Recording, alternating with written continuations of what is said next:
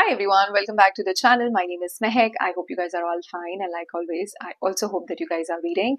Back with the book of the week that I finished, Mystics and Skeptics. It's by Namita Gokhale, In Search of Himalayan Masters.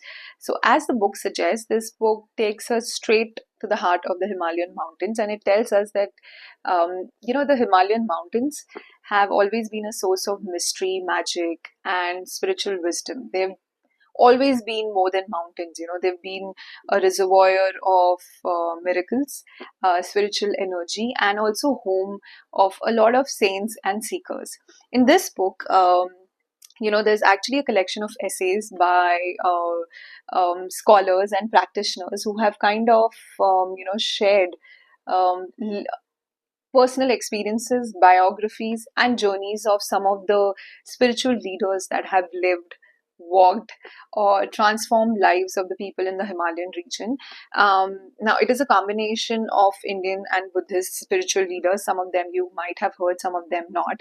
But some of the names that stood out for me or I've heard were like Neem Karoli Baba, Guru Nanak Ji, Swami Vivekananda, there is Paramhansa Yogananda. These were some of the spiritual leaders that I have read about, or Dalai Lama.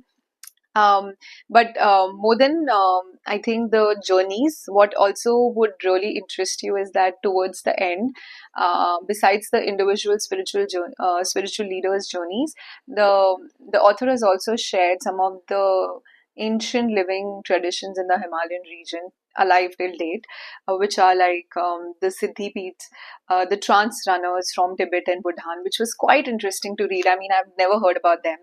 And the Khasi ritual of divination, looking into the future, or if families doing this divination ritual to see if they're going through a bad luck, why is it, what is happening, and if someone has put a curse.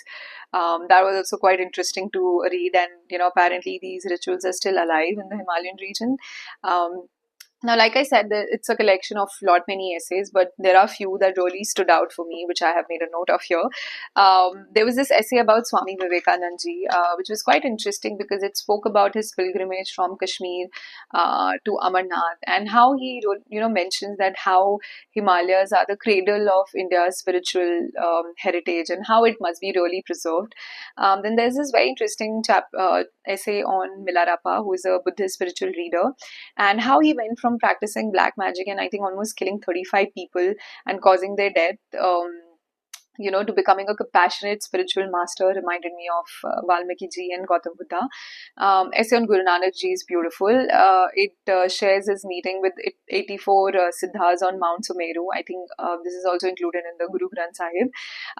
Then also you would love reading about the author's, her own personal essay on her encounter with Neem Karoli Baba. I'm sure all of you have heard about him, have visited the Kenchi Dham, and have faith in him. So she has shared her transformative encounters with Neem Karoli Baba.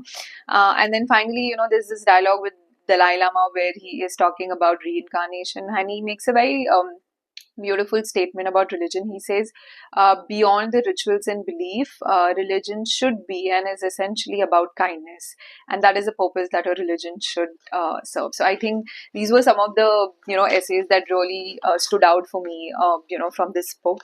So why you should read this book? I feel like this book is a journey. You will find miracles, wanderings, quest, a lot of spiritual wisdom in this book.